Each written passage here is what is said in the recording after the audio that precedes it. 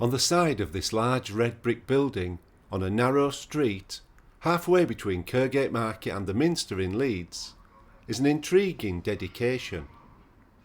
The Canon Jackson Memorial Sunday Schools, 1909. It begs the question, who was Canon Jackson? And what's the story behind this building named after him? Well, it turns out Canon Edward Jackson is something of a forgotten Leeds hero. When he died in 1892, it is reported that nearly the whole of the city turned out for his funeral.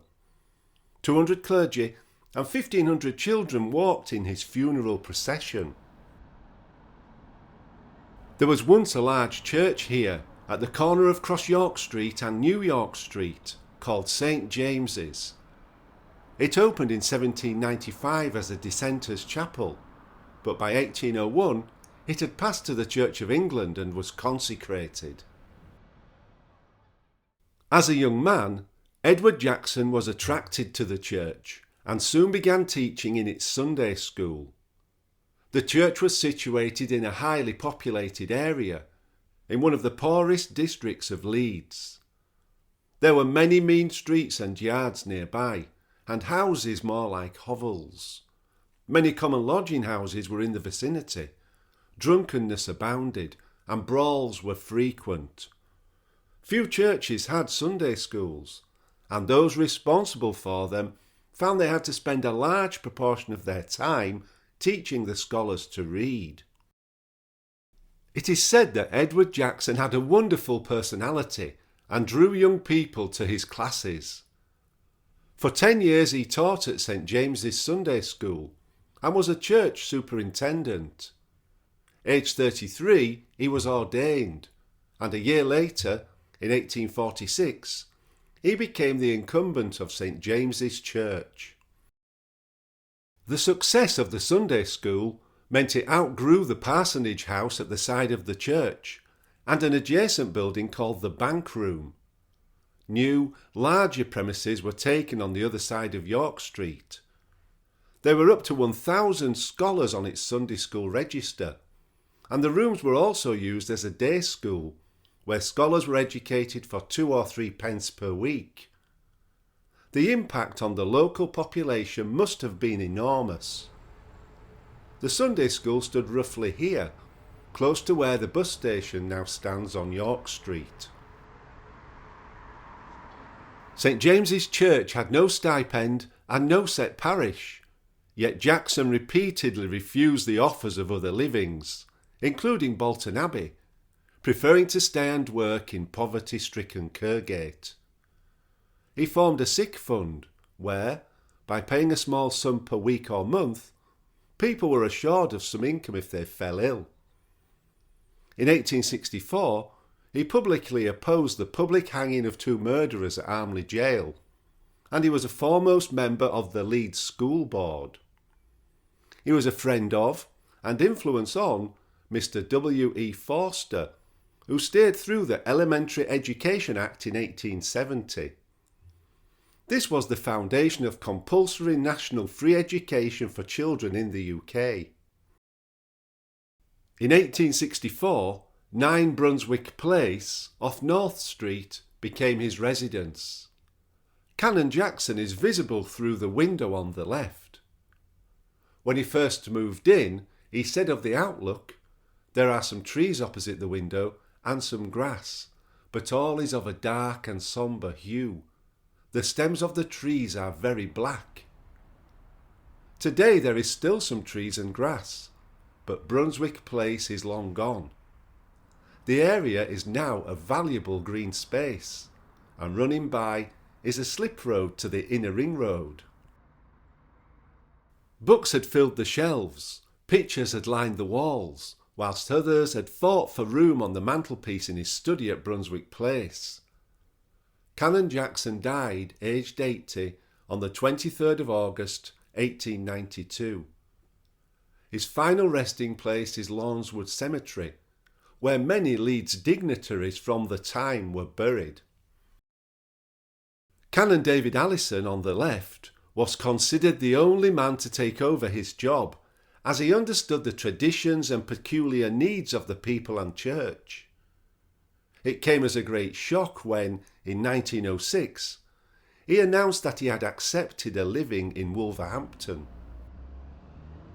Unfortunately, the news came at the same time as the existing Sunday schools were condemned, and Leeds Corporation wanted the land for street improvements.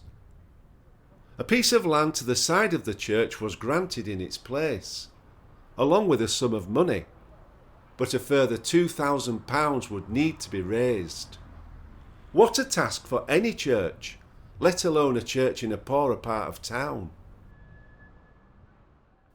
Amazingly, this huge task was achieved, and on Saturday 14th of November 1908, the ceremony of laying the commemoration stone took place. The laying of the stone was carried out by Mrs. Sidney Rumball. The school was to be known as the Canon Jackson Memorial Sunday School, and it was officially opened by Mrs. Yates of Wheatwood on Monday the 21st of June 1909, the anniversary of Canon Jackson's birthday. In every room was hung a picture of Canon Jackson, a reminder of a man who was born in Leeds, christened at the parish church, and who remained a faithful servant of the city throughout his life. As World War I approached, the district around St James's was changing. The houses and mean streets were disappearing, replaced by factories and offices. After the war, the church saw changes in attitudes towards religious observance. Attendance was dwindling. In the late 1940s, bad news was received. The church was to be pulled down, and the congregation were offered 3 choices as to where they may worship next. They opted to join with St Cyprian's Church, originally opened as a district mission in the parish of St Agnes, Bermontoffs. St James's Church closed in February 1949. The new parish of St Cyprian with St James was formed in Harehills, and for the first time St James's actually had its own parish, albeit several miles away from where it had started. The temporary church was finally replaced by a new brick one in 1959, and links with the old St James's Church were retained, with the Abbot and Smith organ, pulpit, communion table, lectern, and the bishop's chair in the sanctuary. In November 1951, St James's Church was pulled down, and 72 bodies removed from 52 vaults under the main floor were reinterred at Adel Church. The small building to the side of the church in this view is Bank Room, which had been previously used for Sunday school lessons. A World War I war memorial can clearly be seen in the picture, and it raises the question of what happened to it when the church was pulled down. Surely the memorial would remain close by to the location of the old church, but a scan of the area revealed no sign of it, and for good reason. In fact, as the congregation moved to the new church in Harehills, they took the memorial with them. Yet another link with the past. The World War I memorial now stands proudly outside the new church as it did the old one. I hope you have enjoyed this slice of Leeds local history. There are many more available on the Geography Juice channel. Please subscribe and comment below. Thank you for watching.